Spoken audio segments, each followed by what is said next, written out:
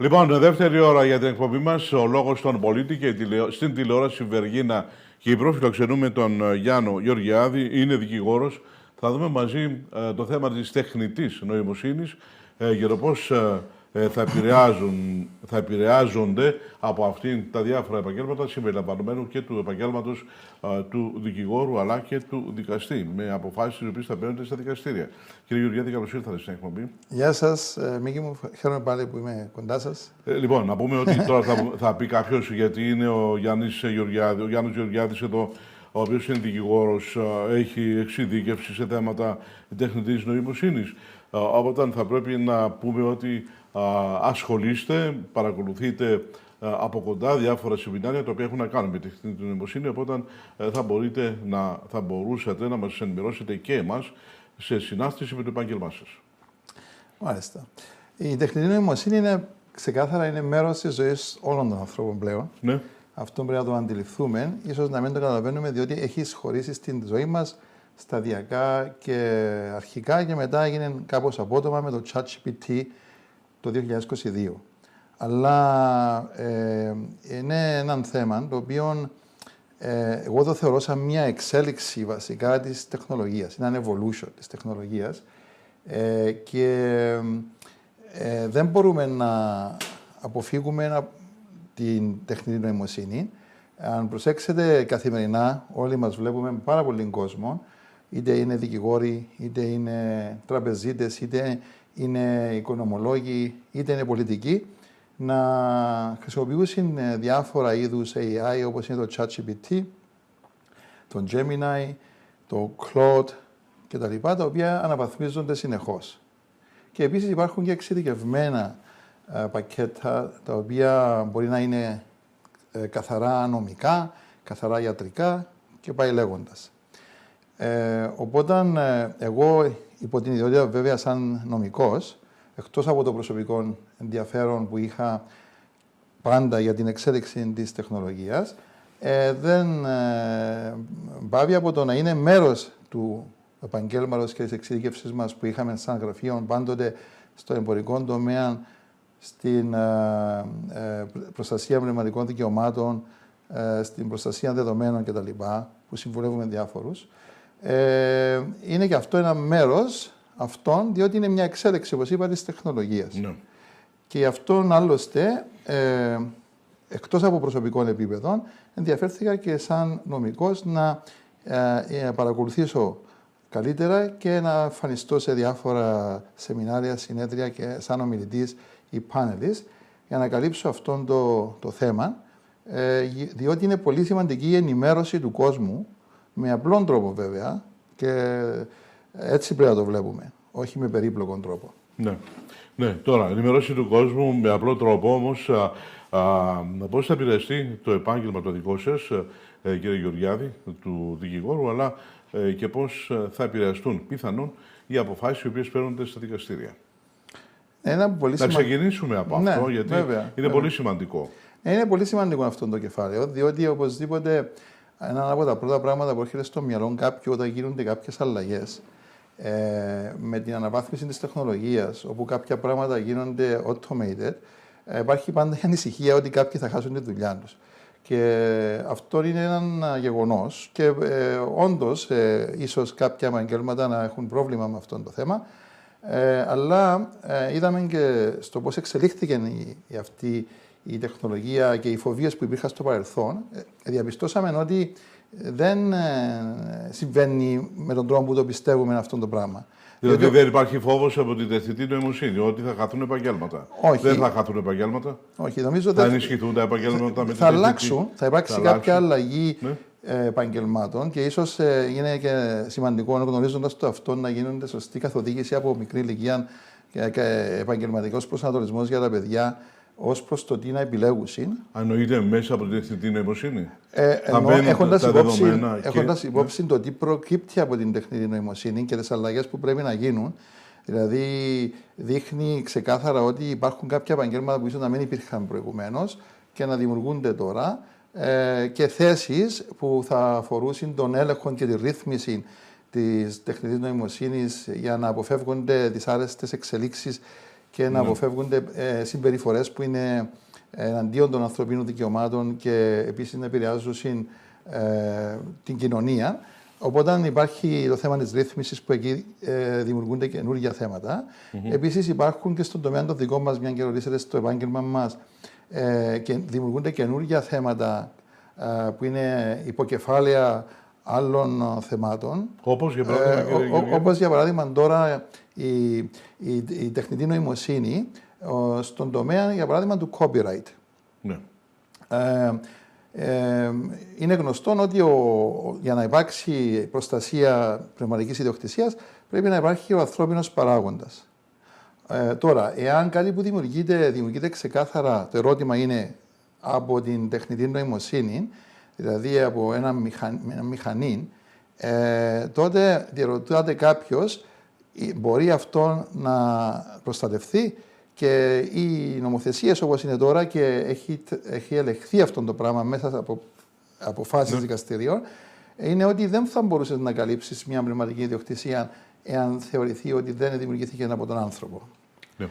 Δεν θα μπορεί να αντιληφθεί κάποιος ότι αν είναι ανθρώπινη αυτή η δημιουργία, αυτό το πράγμα το οποίο έχει δημιουργηθεί, ή αν είναι από τεχνητή νοημοσύνη. Ναι, και πρέπει να υπάρχει ένας διαχωρισμός, βέβαια, ως προς το θέμα του creativity, δηλαδή της δημιουργικότητας, κατά πόσον πηγάζει από τον άνθρωπο, έστω και αν χρησιμοποιείται μια τεχνητή νοημοσύνη. Εγώ σε μια παρουσίαση που έκανα παλιά θεώρησα σκόπιμο για σκοπούς εύκολης αντίληψης αυτού του θέματος να κάνω μια σύγκριση μεταξύ αυτού του φαινόμενου και χρησιμοποιώντας έναν ζωγράφο, ο οποίος έχει μαζί του έναν ειδικευόμενο, και έχουμε σε ένα δωμάτιο έναν canvas που να γίνει ζωγραφιά, κάμποσα, πινέλα, πογιές κτλ. Και αυτός ο πολύ γνωστός ζωγράφος, έμπειρος ας το πούμε ζωγράφος, θέλει να έχει μια εικόνα στο μυαλό του για να δημιουργήσει έναν έργο, και το οποίο δεν γνωρίζει ο ειδικευόμενος. Και ξεκινά και του δίνει οδηγίες. Πάρε αυτόν το πινέλο το λεπτό, πάρε αυτόν το χοντρό το πινέλο, βάλε αυτήν την πινελιά, πάρε αυτήν την πογιά, και εκτελεί ο ειδικευόμενος. Ο ειδικευόμενος, εγώ λέω, είναι το AI, είναι το ChatGPT, και ο ζωγράφος είναι ο άνθρωπος. Οπότε μετά από αρκετή ώρα που δίνονται οι οδηγίες αυτές, έχουμε έναν ωραίο πίνακα. Ποιος είναι ο δημιουργός αυτού του πίνακα? Εμένα η απάντηση σε αυτό το ερώτημα είναι ο ζωγράφος και όχι ο ειδικευόμενος. Δηλαδή είναι ο ζωγράφος και όχι το AI. Διότι παρόλο που το AI χρησιμοποίησε την βάση δεδομένων που είχε και τους αλγορίθμους και όλα αυτά για να ανταποκριθεί, στο τέλος της ημέρας, όλα το prompting το λεγόμενο, όλες οι οδηγίες για τη δημιουργία και το τρίτο σκέφτηκε, ήταν ο ζωγράφος. Όμως, επομένως, σε αυτήν την περίπτωση, εγώ θα έλεγα, εφόσον υπάρχουν αποδείξεις ότι το έργο αυτόν έχει δημιουργηθεί με καθοδήγηση καθαρή από τον ζωγράφο, θα μπορούσε να το καλύψουμε ως μια πνευματική ιδιοκτησία. Τώρα, το άλλο σενάριο θα ήταν ο ίδιος ζωγράφος, ο τεμπέλης θα έλεγα ζωγράφος, εφόσον γνωρίζει ότι υπάρχει ένας ειδικευόμενος εκεί, να του πει, σε παρακαλώ, κάμε μια ζωγραφιά με μια βάρκα και μια θάλασσα. Χωρίς να του πει τίποτε άλλο. Και αυτός ο ειδικευόμενος να ξεκινήσει και να δημιουργήσει το δικό του πίνακα, χωρίς καμία καθοδήγηση από τον. Σε αυτήν την περίπτωση είναι ο ειδικευόμενος, πιστεύω, ο δημιουργός, και όχι ο ζωγράφος που δώσε μια απλή οδηγία. Ναι. Και σε εκείνη την περίπτωση, μιλούμε ότι αφού ο ειδικευόμενος το αντιστοιχίσαμε με το AI, τότε ο δημιουργός δεν είναι ο άνθρωπος, είναι η μηχανή. Και εκεί, σε εκείνη την περίπτωση, δεν θα μπορούσε να καλυφθεί η πνευματική ιδιοκτησία του. Ναι. Τώρα, είναι ένα παράδειγμα αυτό. Ναι. Υπάρχουν και πολλά άλλα παραδείγματα που η νομική έρχεται να αγγίξει θέματα της τεχνητής νοημοσύνης, όπως είναι ποινικά θέματα, όπως είναι συμβόλαια, όπως είναι πολλά άλλα θέματα. Κάποια θέματα τα οποία, κύριε Γεωργιάδη, που είναι δύσκολα, κάποιες υποθέσεις οι οποίες είναι πάρα πολύ δύσκολες. Η τεχνητή νοημοσύνη μπορεί να οδηγήσει ή να βγάλει από τα διέξοδα τους δικηγόρους ή τους δικαστές, προκειμένου να πάρουν μια απόφαση. Να σας πω, αυτό είναι το σημαντικό θέμα, που είναι και εκεί που πρέπει να ξεκαθαρίσουμε κάποια πράγματα.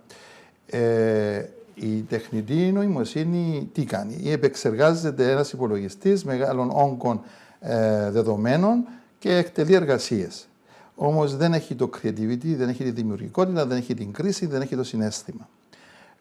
Το τι κάνει είναι τα μηχανικά task, ας το πούμε, σου γλιτώνει χρόνο. Δηλαδή μπορεί να επεξεργαστεί πάρα πολύ γρήγορα ένα μεγάλο όγκο δεδομένων. Ναι, δεν είναι όμως η επεξεργασία των δεδομένων και η γρήγορη αντιμετώπιση του θέματος. Το γεγονός είναι και η απόφαση. Αλλά απόφαση η οποία μπορεί να βγει μέσα από την τεχνητή νοημοσύνη έχει να κάνει με την ανθρώπινη νοημοσύνη. Μια υπόθεση η οποία μπορεί να την χειρίζεστε εσείς και την βάλετε στον τεχνητή νοημοσύνη και να σας βγάλει ένα αποτέλεσμα. Θα είναι το ίδιο το αποτέλεσμα όταν μπορεί να κρίνετε εσείς για την υπόθεση αυτή ή ο δικαστής, κύριε Γεωργιάδη?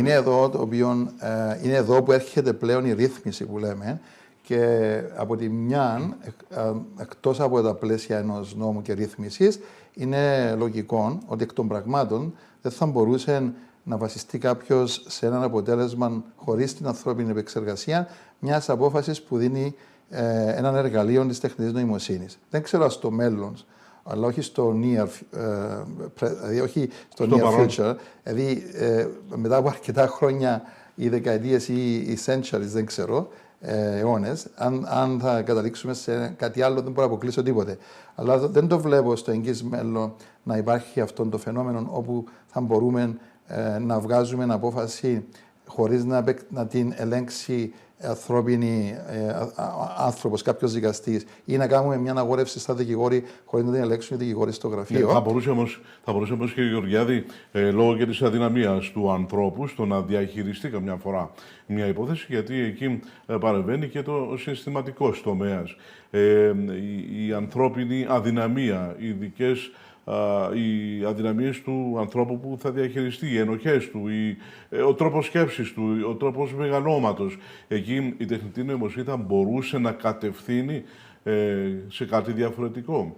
Γιατί οι άνθρωποι δεν είμαστε τέλειοι, πιθανόν εντάξει, ούτε και η τεχνητή νοημοσύνη, αλλά εφόσον δεν υπάρχει το συναίσθημα μέσα στη μέση, δεν είναι αυτό το οποίο θα καθορίσει και μια πιο λογική προσέγγιση έναντι του ανθρώπου σε συγκεκριμένες υποθέσεις, οι οποίες θεωρούνται ίσως σημαντικές.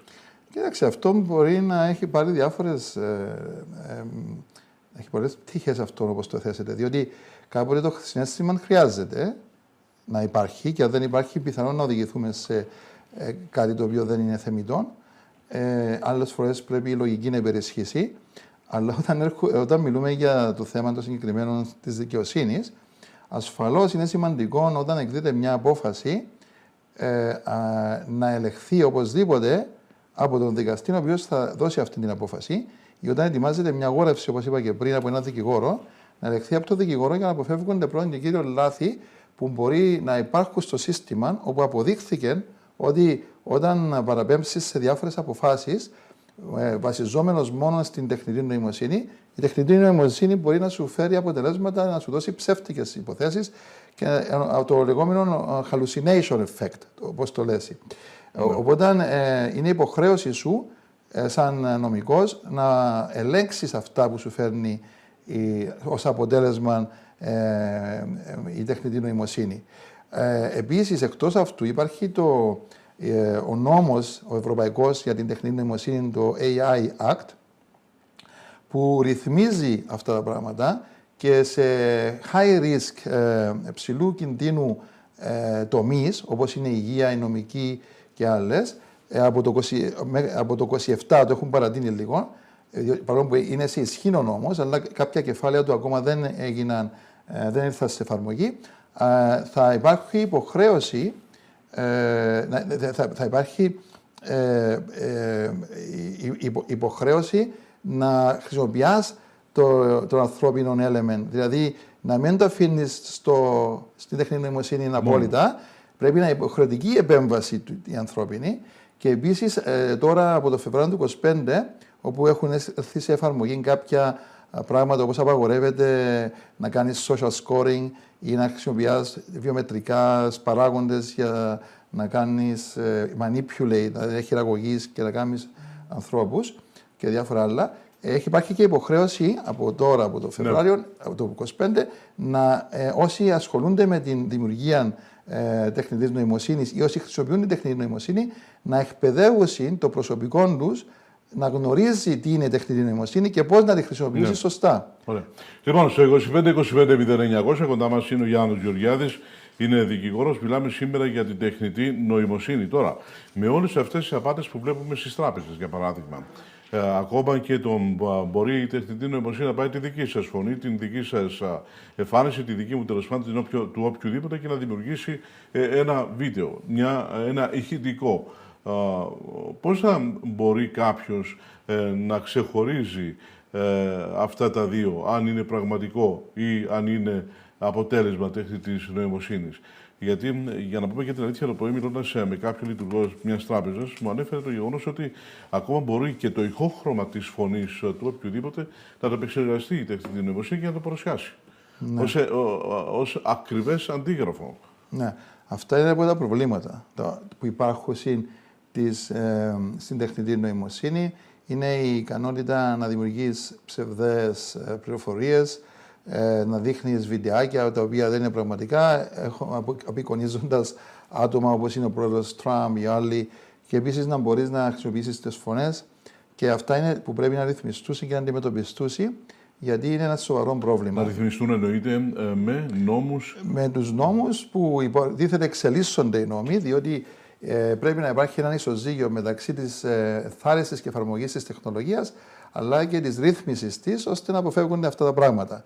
Τώρα, υποτίθεται, επειδή ήταν η αρχή, η Ευρωπαϊκή Ένωση αλλά και άλλες χώρες συγκεντρώνονται και στην προώθηση της τεχνητής νοημοσύνης και την ρύθμιση της με απλούς τρόπους και οδηγούνται σε πιο αυστηρούς σιγά-σιγά, ώστε να δοθεί ευκαιρία να εισαχθεί σωστά και να αντιληφθεί ο κόσμος σωστά την τεχνητή νοημοσύνη και να χρησιμοποιείται χωρίς να φοβούνται οι δημιουργοί τους από συνέπειες. Ναι, αλλά πώς θα ξεχωρίζει, πώς θα μπορέσει να καταλάβει ο οποιοσδήποτε από εμάς ότι αυτό είναι αποτέλεσμα τεχνητής νοημοσύνης ή είναι πραγματικότητα? Γιατί είδαμε τελευταίως και τηλέφωνα τα οποία έπαιρναν κάποιοι οι οποίοι ήταν απάτες τελικά, ναι, χρησιμοποιούσαν την τεχνητή νοημοσύνη, όταν έλεγαν, καθοδηγούσαν το άτομο το οποίο μιλούσε μαζί για να δώσει, για παράδειγμα, κάποιους κωδικούς. Πώς θα γνωρίζουμε εμείς όλα αυτά? Ναι, αυτό γίνεται, και επίσης εγώ είδα και πρόσφατα εκπομπές με συναδέλφους σας που παρουσιάζουν, ας πούμε, ένα πρόγραμμα και φαίνεται τόσο ρεαλιστικό, για να πούσουν ότι εμφανίστηκε ο τάδε στην εκπομπή, πολιτικός, και μετά να παρουσιάσουν ένα πρόγραμμα επενδυτικών και να πούσουν ότι βάρτε αυτά τα λεφτά κτλ. Τώρα λοιπόν, υπάρχουν δύο παράγοντες οι οποίοι πρέπει ο κόσμος να είναι πολύ προσεκτικός, έτσι ή αλλιώς. Η υπερβολή που θα δεις σε έναν από αυτά τα φιλμάκια ή ο τρόπος που είναι οι εικόνες και η συχνότητα τους που αρχίσει να υπάρχει στο TikTok και σε άλλους τρόπους, μπορεί να δώσει μπορεί να κάποιος πλέον άρχισε να εξοικειώνεται ο κόσμος και να μπορεί να αντιληφθεί πιο εύκολα, ναι, εάν αυτό είναι AI ή όχι. Όμως δεν είναι αρκετό αυτόν. Στην Κίνα και στην Ευρώπη τώρα με το AI Act υπάρχει υποχρέωση των λεγόμενων watermarks. Δηλαδή, οποιοδήποτε κάνει οτιδήποτε και χρησιμοποιήσει AI θα έχει την υποχρέωση να βάζει watermarks ώστε να φαίνεται ότι είναι AI.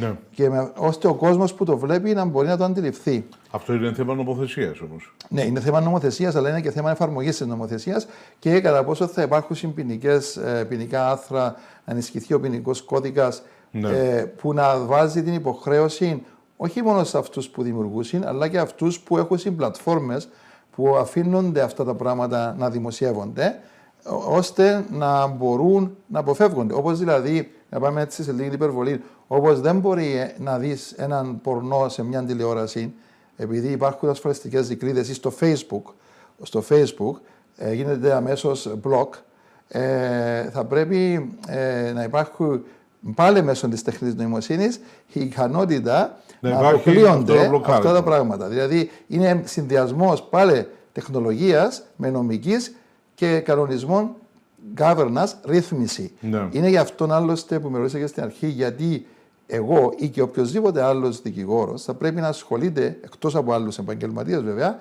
με τα θέματα της τεχνητής νοημοσύνης. Διότι πρέπει να υπάρχει εξειδίκευση στον τομέα αυτό, ώστε να υπάρχουν συμβουλές προς τις εταιρείες που ασχολούνται με την νοημοσύνη, προς τους χρήστες και να αποφεύγονται με αυτόν τον τρόπο πιθανά προστήματα που θα επιβάλλονται και ήδη ξεκίνησαν και επιβάλλονται σε μεγάλες εταιρείες που παραβαίνουν αυτές τις νομοθεσίες. Τώρα, επειδή η τεχνητή νοημοσύνη έχει να κάνει και με την εκπαίδευση, για παράδειγμα.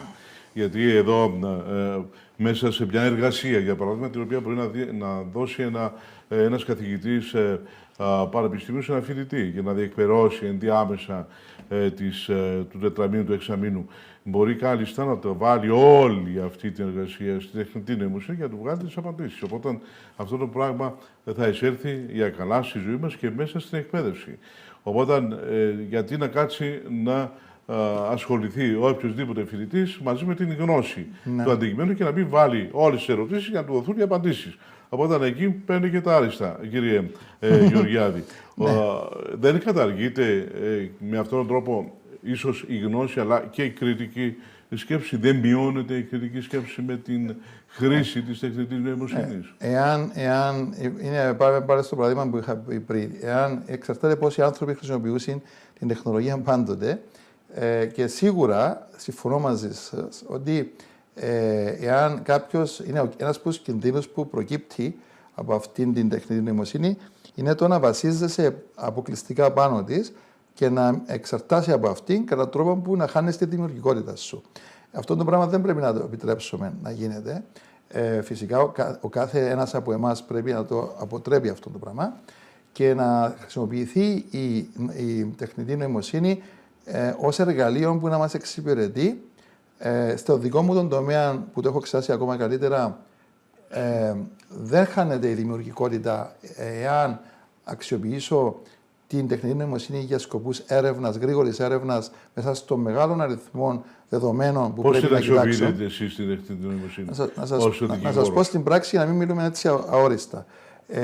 Ήδη στον τομέα της νομικής, είχα πρόσφατα πάει στο Λονδίνο σε ένα μεγάλο φόρουμ που έκαμε μια εταιρεία, ονομάζεται Harvey, που το Harvey είναι ένα interface, δηλαδή είναι μια πλατφόρμα η οποία χρησιμοποιεί αυτά όλα τα ChatGPT, αλλά έχει εξειδικευτεί ξεκάθαρα και είναι εξειδικευμένη στο να απαντά σωστά στα νομικά θέματα, δηλαδή είναι εξειδικευμένο πλατφόρμα για νομικά.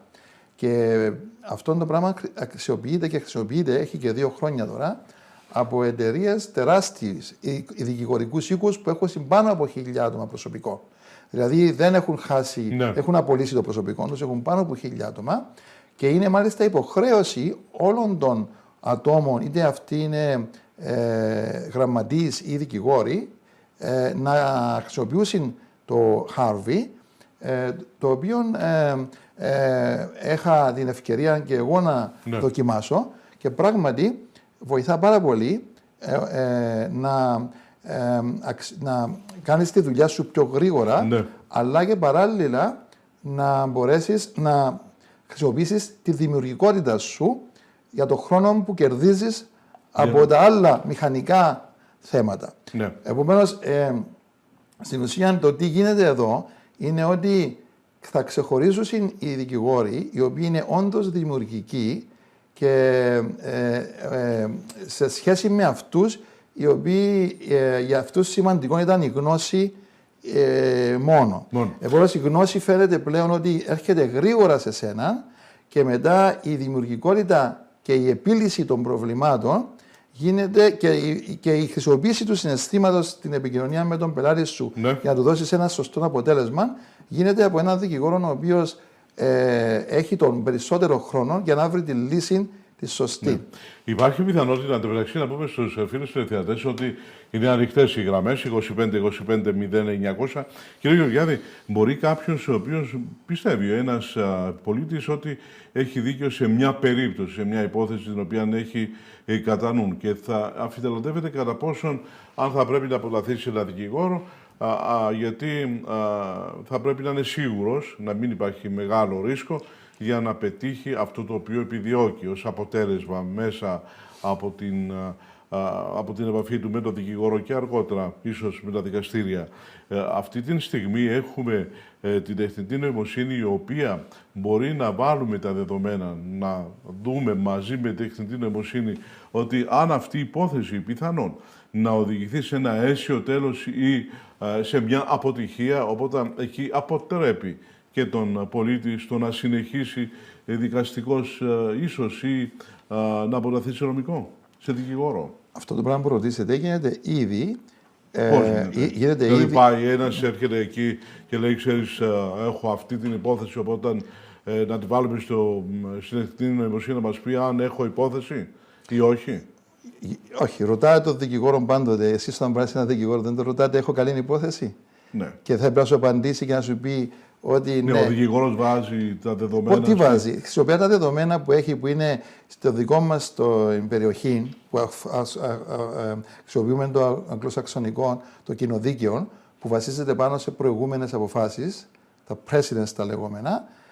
Η κρίση μου, εμένα σαν δικηγόρος για να σου απαντήσω, έχοντας πάρει τα γεγονότα και αναλύσει τα δικά σου, θα πρέπει να πάω να κάνω την έρευνα μου μετά, που παλιά την έκανα με βιβλία μόνο, τώρα την κάνω πριν ακόμα την τεχνητή νοημοσύνη, την κάνω μέσω του έρευνα που έκανα σε εξειδικευμένα βάσεις δεδομένων νομικές για να βρω τις αποφάσεις μου ηλεκτρονικά, και έχοντας υπόψη μου τα αποτελέσματα των αποφάσεων εκείνων, θα έρθω εγώ να χρησιμοποιήσω το δικό μου μυαλό και να έρθω να σου πω ότι επειδή τα γεγονότα σου είναι αυτά που προσομοιάζουν με αυτά, θεωρώ ότι έχεις, ας πούμε, μεγάλα chances επιτυχίας σε αυτή την απόφαση. Θα το πείτε εσείς ή θα το πείτε στην Θα το πω σε γνωμάτευση που θα ετοιμάσω. Αυτή η γνωμάτευση όμως που θα ετοιμάσω για να φτάσω σε αυτό το αποτέλεσμα, με τον traditional τρόπο, δηλαδή πριν την παραδοσιακό, πριν την τεχνητή νοημοσύνη, αν μου έπαιρνε 5 μέρες ή 6 μέρες, τώρα θα μου πάρει μια ημέρα. Ναι. Θα μου πάρει μια ημέρα για να έχω τα δεδομένα επεξεργασμένα ήδη, για να μετά να έχω την κρίση μου να την κάνω. Η κρίση που θα μου δώσει επίσης, αν έχω δυνατή υπόθεση ή όχι, θα είναι βοηθητική η τεχνητή νοημοσύνη, αλλά εγώ θα πρέπει μετά να αποφασίσω. Και επίσης, τα γεγονότα που θα μου δώσεις εσύ, ο φάκελος που θα μου δώσεις εσύ, κάποιοι που το παραβλέπουν τη σημαντικότητα αυτή, αν είναι ένα μεγάλο volume, δηλαδή υπάρχουν εκατοντάδες φακέλοι που πρέπει εγώ να μελετήσω, εγώ τώρα με την τεχνητή νοημοσύνη, σαν δικηγόρος, αντί να φάω 3 ημέρες να κατηγοροποιήσω όσα μου έδωσες, με την τεχνητή νοημοσύνη μπορεί στο δικό μου τον data, που είναι αυτό που μου δώσεις εσύ, να το μελετήσει πολύ γρήγορα και να μου δώσει περίληψη για το κάθε έγγραφο και να το έχω μπροστά μου πολύ γρήγορα για να μπορέσω μετά να κάνω και την έρευνα μου με την τεχνητή νοημοσύνη βασιζόμενο σε αυτά τα γεγονότα και να μου βγάλει τις αποφάσεις που είναι σχετικές για να μπορέσω να δώσω το opinion μου στον άνθρωπο που θα του το δώσω, ναι, χρησιμοποιώντας όμως τη δική μου δημιουργικότητα, τη δική μου κρίση και το δικό μου συναίσθημα. Οπότε, είπε κάποιος που μου άρεσε ότι έναν ποίημα, λέει, μπορεί να το γράψει η τεχνητή νοημοσύνη ερωτικό. Δηλαδή, μπορεί να σου γράψει έναν ερωτικό, έναν love poem, ένα ερωτικό, πολύ ωραίο ερωτικό, αλλά δεν μπορεί η τεχνητή νοημοσύνη να ερωτευτεί. Ή δεν μπορεί να βάλει συνέστημα. Αυτό είναι για να το καταλάβουμε. Ότι υπάρχει μια διαφορά. Μας βοηθάνε, ναι, αλλά δεν μπορούμε να βασιστούμε μόνο στην τεχνητή νοημοσύνη. Η τεχνητή νοημοσύνη πρέπει να τη βλέπουμε πάντα και να την αγκαλιάζουμε σαν έναν εργαλείο το οποίο ήρθε να μας βοηθήσει να κάνουμε καλύτερα τη δουλειά μας και τη ζωή μας, να οργανωνόμαστε καλύτερα και εάν βέβαια την καταχραστούμε την τεχνητή νοημοσύνη, όπως κάνουμε και με τα άλλα θέματα με τα παιδιά. Βλέπω και πολλούς γονείς που αφήνουν τα παιδιά τους να κάθονται σε ένα τραπέζι, σε ένα εστιατόριο και να κρατούν συνέχεια και να παίζουν με το ηλεκτρονικά παιχνίδια και όλα αυτά, που είναι και αυτό μέρος της τεχνολογίας. Δεν είναι σωστό αυτό. Είναι σωστό. Αλλά όμως, αν χρησιμοποιήσω εγώ που χρησιμοποιούσα το κομπιούτερ για να παραγγείλω κάτι στο ίντερνετ ή να κλείσω έναν ταξίδι, το οποίο θα μου κάνει τη ζωή μου πιο εύκολη και ευχάριστη, είναι καλό. Ναι. Αν πάρω όπλα, ή αν πάρω ναρκωτικά, ή αν πάρω αυτό, είναι κακό. Ναι. Έχετε επικεντρωθεί περισσότερο στον χρόνο της συντόμευσης, δηλαδή στον πιο σύντομο χρόνο για να επεξεργαστείτε κάποια δεδομένα. Όμως για την απόφαση δεν έχετε ασχοληθεί, δεν μας είπατε. Η απόφαση, έτσι και αλλιώς, όταν βάλει κάποιος τα δεδομένα στην τεχνητή νοημοσύνη και ζητήσει ποια είναι η γνώμη σου για αυτό το πράγμα, θα σου γράψει κάποια πράγματα. Η απόφαση... Οπότε δεν είναι μόνο θέμα εξοικονόμησης χρόνου, είναι και καθοδήγηση όσον αφορά τουλάχιστον το τελικό αποτέλεσμα. Η απόφαση για να την ακολουθήσεις, μπορεί η απόφαση η οποία θα σου δώσει, αν σου πει ότι θεωρούμε ότι αυτό θα πρέπει να γίνει, θα πρέπει να την εξετάσεις με την ανθρώπινη πτυχή, για να αποφασίσεις αν η απόφαση αυτή συνάδει με αυτά που εσύ γνωρίζεις και είναι σωστά. Σωστά. Επομένως γι' αυτό υπάρχουν άλλωστε πολλές φορές που έρχεται η ίδια η τεχνητή νοημοσύνη και σου δίνει κάποιες απαντήσεις που εσύ σαν έμπειρος δικηγόρος ή έμπειρος γιατρός ή έμπειρος αυτός λέεις όχι, έχεις λάθος.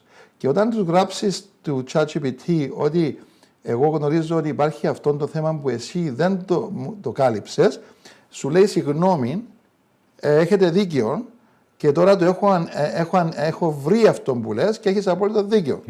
Σημαίνει ότι είναι εδώ που δεν μπορεί να αντικαταστήσει ένας απλός άνθρωπος που είναι δικηγόρος των δικηγόρων, επειδή θα χρησιμοποιήσει την τεχνητή νοημοσύνη, δηλαδή θα μπει σε περιπέτειες.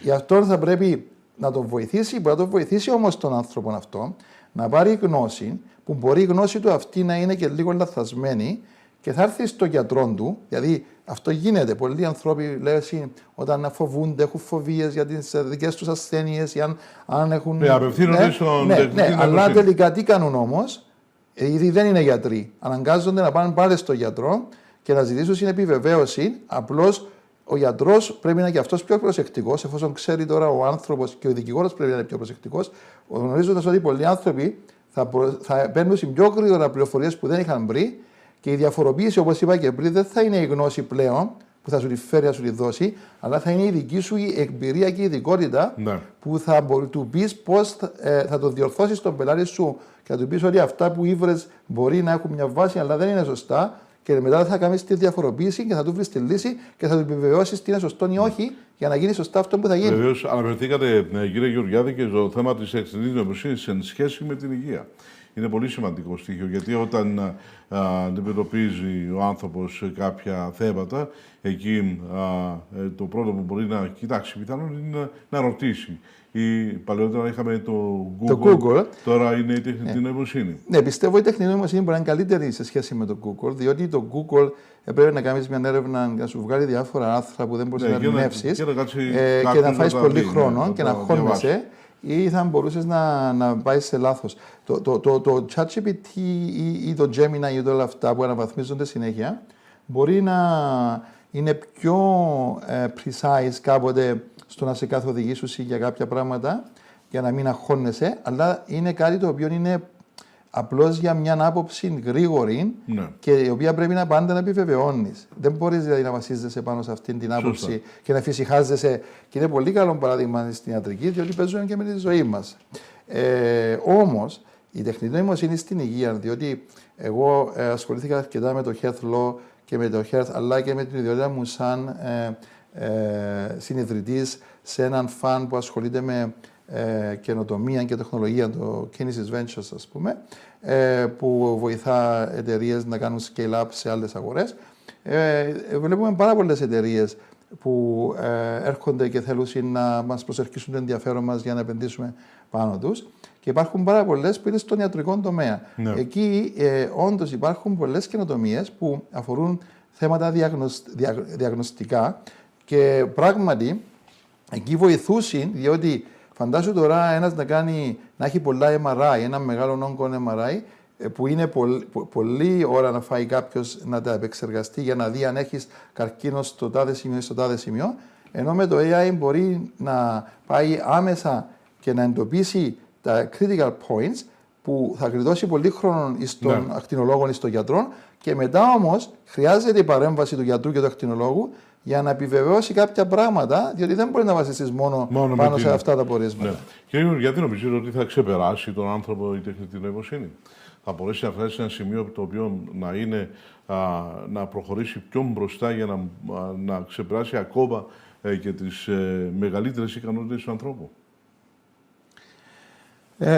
Πιστεύω ότι αυτό το πράγμα δεν το βλέπω να γίνεται. Πιστεύω δεν το βλέπω να γίνεται, Αλλά για να μην είμαστε απόλυτοι, ακόμα και να υπάρχει πιθανότητα να γίνει κάτι τέτοιο, αυτό δεν το βλέπω να γίνεται τουλάχιστον την περίοδο που εμείς θα είμαστε σε αυτήν τη ζωή. Εκτός βέβαια αν γίνει κάτι που να επεκτείνουμε τη ζωή μας και εμείς και να αλλάξουν και ο τρόπος που λειτουργούν όλα τα πράγματα που δεν μπορούμε τώρα να φανταστούμε. Αλλά εγώ θα το έλεγα με απλοϊκό τρόπο ή με τη γνώση που έχουμε σήμερα για την ανθρώπινη μας φύση, για να μην πάμε σε βάθος πιο πνευματικά και να φιλοσοφήσουμε, ότι εγώ μπορώ να φανταστώ ότι η περίπτωση όπου θα μπορούσαμε να μας ξεπεράσει η τεχνητή νοημοσύνη είναι η ώρα που αντί να δίνουμε εμείς οδηγίες, θα μας δίνει εκείνοι οδηγίες. Αυτό το πράγμα δεν μπορώ να το φανταστώ, ότι θα φτάσουμε στο σημείο δηλαδή που η τεχνητή νοημοσύνη να μας ελέγχει εμάς, δηλαδή να μας δίνει εμάς οδηγίες, κάτσε κάτω, στάθου πάνω και να εκτελούμε. Ναι. Είναι όπως για παράδειγμα έναν λιοντάρι, όσον έξυπνο και να είναι και ζωηρό και να είναι ανάμεσα μας σήμερα, εμείς συνεχίζουμε να το ελέγχουμε όσον και να είναι δυνατόν και ζωηρό και έξυπνο. Η τεχνητή νοημοσύνη είναι κάτι το οποίο εμείς το δημιουργούμε, εμείς του δίνουμε οδηγίες και εμείς το ελέγχουμε. Ναι. Οπότε, εάν θα υπάρξει ποτέ περίπτωση που δεν μπορώ επιστημονικά να την φανταστώ, όπου η τεχνητή νοημοσύνη που ενεργεί με τον τρόπο που τον δημιούργησε ο ίδιος άνθρωπος, με την εξυπνάδα του ανθρώπου όπως είναι τώρα, να μπορέσει να έρθει και να είναι υπεράνω του ανθρώπου και να τον ελέγχει, αν φτάσουμε σε έτσι περίπτωση, ναι. Υπάρχει βέβαια και η πιθανότητα κάποια χρόνια αργότερα να είναι τεχνητή νοημοσύνη, αλλά και να έχει και συναίσθημα μέσα στην τεχνητή νοημοσύνη. Είναι ένα θέμα το οποίο εκεί θα συγκρουστεί μαζί με τον άνθρωπο, με την οντότητα, την ανθρώπινη οντότητα, ίσως η τεχνητή νοημοσύνη. Ναι, με το μυαλό που έχουμε σήμερα και τις γνώσεις που έχουμε σήμερα, δεν μπορούμε να φανταστούμε πώς θα μπορούσε ένα ρομπότ να έχει συναίσθημα. Με την παρούσα φάση. Ναι, δεν μπορούμε. Αλλά θα μπορούσε με άλλους τρόπους κάποιος να το φανταστεί. Επειδή παρακολουθούσα κατά καιρούς διάφορες εξελίξεις και διάφορα θέματα που αφορούσαν αυτήν την εξελίξη της τεχνολογίας σε διάφορα θέματα, υπάρχουν πράγματα όπως για παράδειγμα είναι hybrid, δηλαδή συνδυασμός ο ανθρώπινος νους να γίνει επέκταση μέσω chip που θα συνδέεται. Επομένως, συνδυάζεις έναν άνθρωπο, δηλαδή είσαι εσύ ο άνθρωπος που σου έχουν προσθέσει περισσότερο memory και με έναν συγκεκριμένο chip στους νευρώνες σου κτλ. Και μπορείς πλέον εσύ να ενεργείς και σαν μηχανή και σαν άνθρωπος. Οπότε θα έχεις και το συναίσθημα. Με αυτήν την μορφή μπορώ να το φανταστώ, ναι. Τώρα, έτσι πάμε σιγά σιγά να έχουμε ακόμα 4-5 λεπτά μπροστά μας. Ήθελα έτσι λίγο να σταθούμε και στο δίκαιο, δηλαδή εκεί που αμφισβητείται το δίκαιο, αν η τεχνητή νοημοσύνη είναι τέτοια που θα δώσει μια όθηση για να οδηγήσει τη σκέψη στην δικαιοσύνη περισσότερο, στο πιο δίκαιο αποτέλεσμα, κύριε Γεωργιάδη.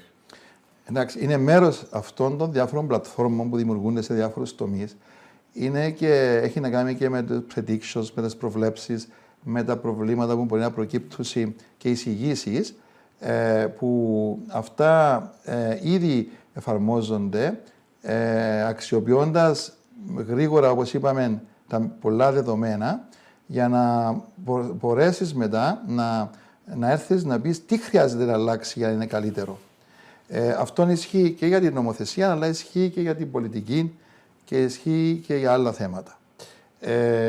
Και μάλιστα ήδη υπάρχουν κάποιοι οι οποίοι δημιουργήσαν πλατφόρμες που δημιουργούν το λεγόμενο digital twins πολιτικών προέδρων, παίρνοντας τα δεδομένα όλων αυτών των χρόνων, χρησιμοποιώντας αλγόριθμους και μπορούν, ας πούμε, να πούσει τι θα γίνει αν η Ουκρανία, η Ρωσία βομβαρδίσει την Αμερική, για παράδειγμα. Και να έρθει αυτό το πρόγραμμα να κάνει μια ανάλυση και να έρθει να σου πει πώς θα συμπεριφερθεί η Αμερική ή ο πρόεδρος της Αμερικής τώρα, εάν γίνει αυτό το φαινόμενο. το πράγμα είναι μέσα στα θέματα που ήδη υπάρχουν και γίνονται. Και υπάρχουν άτομα που δημιουργοί που ασχολούνται με την τεχνητή νοημοσύνη, που έχουν δημιουργήσει πλατφόρμες αυτού του είδους, και το ίδιο συμβαίνει και σε άλλους τομείς. Ναι. Τώρα, επειδή είμαστε και σε μετεκλογική περίοδο, κύριε Γεωργιάδη, η τεχνητή νοημοσύνη πώς θα μπορούσε να βοηθήσει τη Νέα Βουλή, για παράδειγμα, με τις νομοθεσίες ή με τον εξυγχρονισμό των νομοθεσιών? Γιατί έχουμε πολλές νομοθεσίες οι οποίες είναι από τον καιρό του 1960 και δεν έχουν εξυγχρονιστεί. Θα μπορούσε η τεχνητή νοημοσύνη να εντοπίσει τέτοιους νόμους που να πει ότι πρέπει να αλλάξει ή πρέπει να εξυγχρονιστούν κάποιοι? Πιστεύω ναι, με την ίδια φιλοσοφία που γίνονται όλα τα άλλα πράγματα, πρέπει να γίνει και με αυτόν τον τρόπο. Δηλαδή, θα μπορούσε, πιστεύω, να δημιουργήσει κάποιο μια πλατφόρμα η οποία θα είναι χρήσιμη όχι μόνο για την Κυπριακή Βουλή, αλλά και για άλλες κοινοβούλια, που να αξιοποιείται από τους βουλευτές για να μπορούν να αποφασίζουν καλύτερα όταν ψηφίζουν τους νόμους, για παράδειγμα. Ναι. Τούτο το πράγμα μπορεί να γίνει και ο καθένας προσωπικά πλέον, όταν θέλει να. Και το κάνουν, πιστεύω, είναι η άποψή μου, ότι όποιος είναι ειλικρινής θα παραδεχθεί ότι και οι βουλευτές πρέπει οπωσδήποτε να αξιοποιήσουν την τεχνητή νοημοσύνη στην απλή της μορφή, όπως είναι με το ChatGPT κτλ., χωρίς να έχουν κάποια εξειδικευμένη πλατφόρμα, αλλά θα μπορούσε να υπάρχει και μια εξειδικευμένη πλατφόρμα για να αποφεύγεται τα λάθη. Δηλαδή, όπως έγινε το Harvey στην νομική, ναι, να υπάρχει κάτι ανάλογο, ή ακόμα και το Harvey το ίδιο, επειδή επεξεργάζεται νομοθεσίες, πράγματα, data και είναι εκεί, θα μπορούσε να το αξιοποιήσει και ένας βουλευτής, πιστεύω, για να πάρει κάποιες αποφάσεις όσον αφορά την νομική διάσταση ενός νόμου. Ναι. Και, αν θα είδε ότι συνταγματικός είναι νόμος, για παράδειγμα, θα μπορούσε να το κάνει. Ναι, αφού είναι αυτό που το θέτεται, είναι κάτι το οποίο χρησιμοποιείται ήδη από τους νομικούς που χρησιμοποιούσαν την τεχνητή νοημοσύνη. Ναι, αλλά στην Βουλή, μιλούμε για τη Βουλή. Ναι, με τον ίδιο τρόπο μπορεί να χρησιμοποιήσουν και οι βουλευτές. Πολλές φορές μπορεί να είναι αντισυνταγματικά. Ναι, με τον ίδιο τρόπο μπορεί να χρησιμοποιήσουν και οι βουλευτές. Δηλαδή, ο κάθε βουλευτής που μόνος του θα μπορούσε να το χρησιμοποιήσει έτσι κι αλλιώς, ή αν θα γίνει οργανωμένα, θα μπορούσε να θεωρηθεί, σε μια φάση μπορεί να θεωρηθεί χρήσιμος αυτό το εργαλείο και να γίνει μια πλατφόρμα από έναν developer που να μπορούν να αξιοποιήσουν οι βουλευτές και να είναι πιο εξειδικευμένοι όσον αφορά την νομοθεσία. Ναι. Αλλά και οι υφιστάμενα πλατφόρμες που υπάρχουν μπορούν και τώρα να αξιοποιηθούν για αυτόν τον λόγο. Ναι, μπορούν να χρησιμοποιηθούν ακόμα και για την επίλυση διαφορών μεταξύ κρατών αυτή τη στιγμή. Γιατί είναι και ένα θέμα αυτό. Κάποια στιγμή θα χρησιμοποιηθεί η τεχνητή νοημοσύνη για επίλυση διαφορών μεταξύ κρατών, για παράδειγμα. Ναι, αλλά πάντα όλα καταλήγουν στο ίδιο παρανομαστή.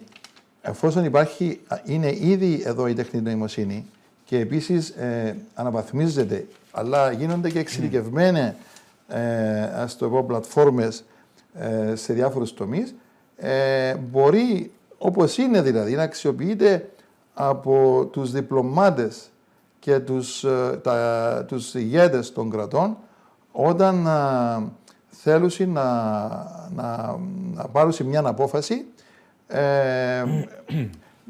με το να πάρουν κάποια γνώση γρήγορη στον τομέα αυτών των διεθνών σχέσεων ή της πολιτικής, αλλά πάλι ερχόμαστε στο ίδιο θέμα ότι στο τέλος θα πρέπει να υπάρξει η ανθρώπινη κρίση και ο έλεγχος και το συναίσθημα για να πάρθει η τελική απόφαση. Κύριε Γεωργιάδη, ευχαριστώ πάρα πολύ για την παρουσία σας σήμερα εδώ για την τεχνητή νοημοσύνη. Ομολογουμένως είναι ένα πολύ μεγάλο θέμα, ευρύ θέμα και που αφορά ακόμα και τις αποφάσεις δικαστηρίων. Σας ευχαριστώ πάρα πολύ που είχατε την καλοσύνη να είστε εδώ κοντά μου και να συζητήσουμε. Εγώ ευχαριστώ. Χάρηκα για τη συζήτηση. Και εγώ. Λοιπόν, εμείς θα συναντηθούμε και πάλι την ερχόμενη Δευτέρα, η ώρα 4, εδώ στην εκπομπή Ο Λόγος των Πολίτη και στην τηλεόραση Βεργίνα Κύπρου, με ανοιχτές τηλεφωνικές γραμμές πάντα στο 25-25-0900. Σημειώστε το, ίσως σας φανεί χρήσιμο. Την ερχόμενη Δευτέρα θα έχουμε νεοεκλογέντες βουλευτές εδώ να συζητήσουμε τα δικά τους πλάνα με την έναρξη της Βουλής. ποιες θα είναι οι προτεραιότητες και τι θα κάνουν από εδώ και μπρος για το καλό της κοινωνίας. Μέχρι τη Δευτέρα, η ώρα 4, να είμαστε όλοι καλά. Καλό Σαββατοκυριακό. Ευχαριστώ πάρα πολύ για την παρουσία σας σήμερα εδώ στην εκπομπή.